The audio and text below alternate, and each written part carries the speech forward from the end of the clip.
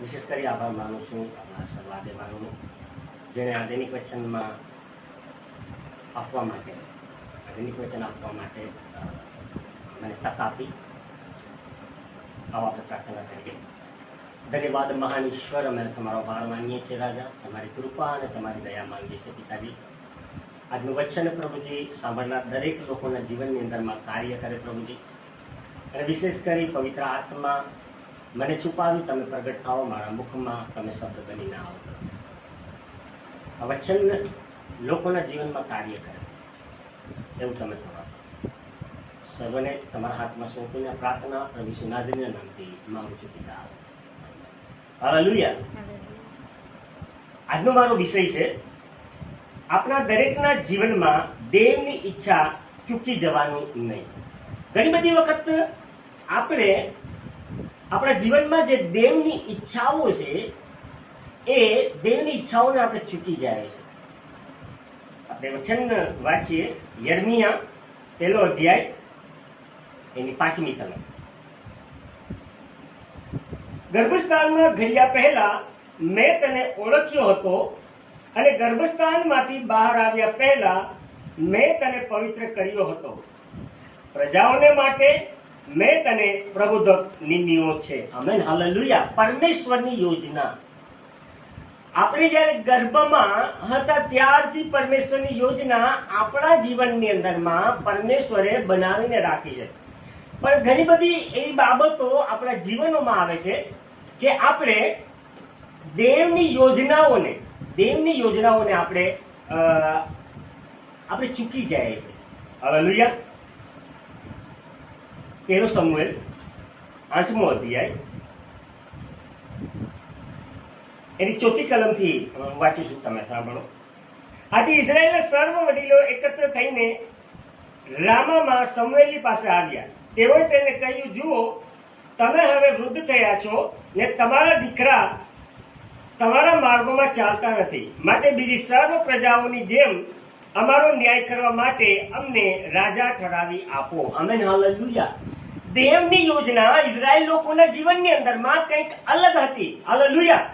Samuel એ લોકોના જીવનની અંદરમાં જ ન્યાય કરે, પણ ઇઝરાયેલ લોકો ને એક અલગ રાજા જોતો હતો. જુઓ, જ્યારે ઇઝરાયેલ લોકો શમુએલની પાસે આવ્યા અને બીજો રાજા માંગ્યા. હાલેલુયા. ઘણી બધી વખત દેવ જે યોજનાઓમાં આપણને હલાવવા માંગે છે, અમુક વખતે આપણે એ યોજનાઓમાં હાલવા માંગતા નથી. આપણે પોતાની યોજનાઓ બનાવીએ છીએ અને પરમેશ્વરની જે યોજનાઓ છે એ ચૂકી જાય છે. જો પરમેશ્વર ઇઝરાયેલ લોકોને ગુલામીઓમાંથી કાઢી એક સારા દેશમાં લઈ આવ્યા, એક સારા અધિકારી એને આપ્યા, પણ એ અધિકારી એને ગમતો નથી, પણ એને બીજો રાજા આપજો. ત્યારે પરમેશ્વર શું કહે છે? જ્યારે આપણે દેવની યોજનાઓનો નકાર કરીએ ત્યારે પરમેશ્વર કઈ બાબતો જણાવે છે? આપણે વચનમાં વાંચીએ 7મી કલમ.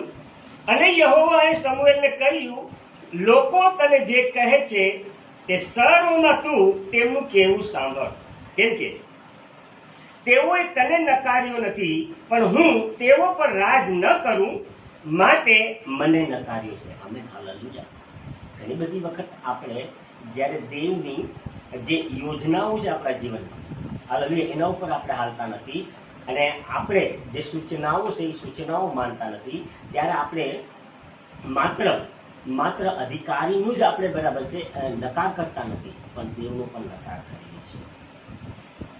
આપણા જીવનની અંદરમાં પરમેશ્વરે એક મોટી બધી યોજના બનાવી છે કે જે યોજનાઓમાં આપણે હાલીએ, પણ ઘણી બધી વખત આ જીવનની ચિંતાઓ અથવા સમસ્યાઓ, દુઃખ અથવા કોઈ એવી બાબતો આ યોજનાથી આપણને ભટકાવી દે છે. પણ પરમેશ્વરનું વચન આપણા માટે સ્પષ્ટ છે. ગર્ભસ્થાનથી માંડી પરમેશ્વરે આપણને પસંદ કર્યા છે, આપણને પ્રબુદ્ધક એટલે આપણને એક સ્થાનમાં પ્રસ્થાપિત કર્યા છે.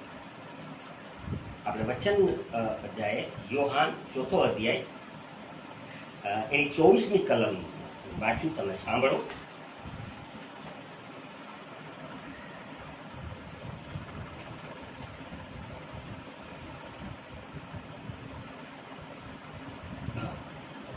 ચોથું અધ્યાય એની 24મી કલમ. ઈશ્વર આત્મા છે અને જેઓ તેમને ભજે છે તેઓએ આત્માથી તથા સત્યતાથી તેમનું ભજન કરવું જોઈએ. Amen, hallelujah. જ્યારે આપણે ઈશ્વર એક આત્મા છે, હાલેલુયા, અને આપણે આત્માથી તથા સત્યતાથી આપણે એનું ભજન કરીએ તો એની દરેક યોજનાઓ આપણા જીવનની અંદરમાં પૂર્ણ થાય. જો જે લોકોએ પરમેશ્વરની યોજનાઓનો નકાર કર્યો એના જીવનની અંદરમાં શું ગયું? આદમ અને હવાના જીવનની અંદરમાં પરમેશ્વરની એક મોટી બધી યોજનાઓ હતી.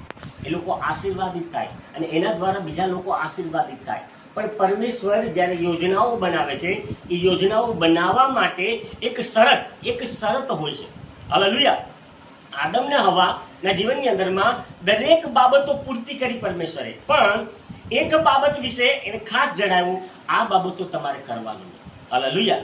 આપણે જ્યારે દેવની યોજનાઓમાં હાલીએ છીએ ત્યારે દેવની યોજના સિવાય આપણે બીજી કોઈ પણ બાબતો ઉપર આપણું ફોકસ અથવા આપણું ધ્યાન રાખી શકતા નથી. હાલેલુયા. જ્યારે આદમ હવા જે પરમેશ્વરે નકાર કર્યો એ બાબતો વિશે હાલેલુયા જ્યારે વિચાર કરીને બાબતો કરી ત્યારે આ જગતની અંદરમાં પાપ આવી અને જે દેવની યોજના એના જીવનમાં હતી એ રદ કરવામાં આવી. દેવની યોજના હતી એ એદન વાટિકામાં રહે, એ ખુશ રહે, એને દરેક જરૂરિયાતો પૂરી કરવામાં આવે, પણ સમજો એના વિચાર પ્રમાણે જ્યારે એને એ કાર્ય કર્યું ત્યારે દેવની યોજના એના જીવનમાં રદ કરવામાં આવે. એવી જ રીતે તમે જુઓ,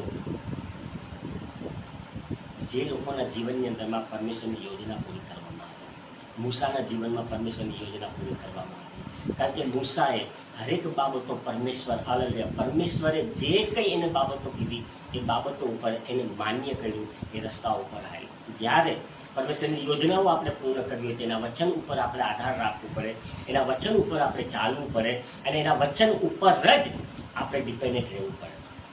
પરમેશ્વર હરેક પરિસ્થિતિઓમાં આપણને હલાવશે. જેમ એલિયાને હલાવ્યા, દુકાળ સમયમાં પણ કાગડાઓ દ્વારા એમને મદદ કરવામાં આવી.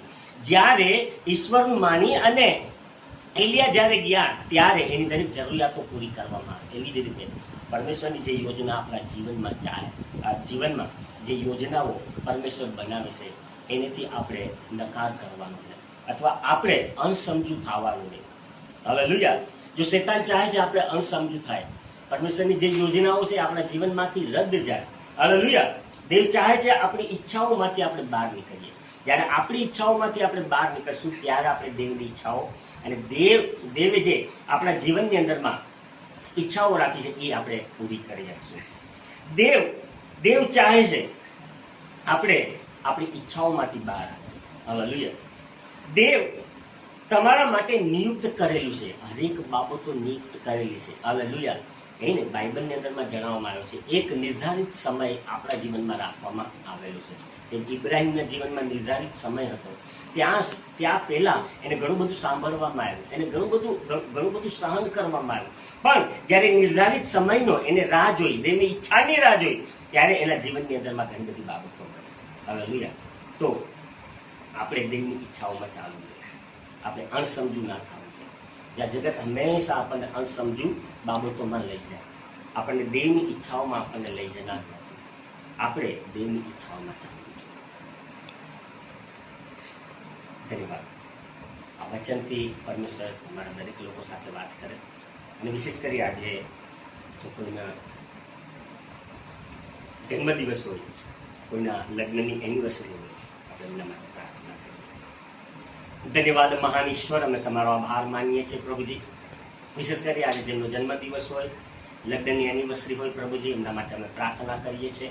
તમે એને આશીષ કરો પ્રભુજી, તેમની ઈચ્છાઓને પૂર્ણ કરવા માટે પ્રભુ, અને એમના જીવનની અંદરમાં પ્રભુજી દરેક આશીષ તમે આપો.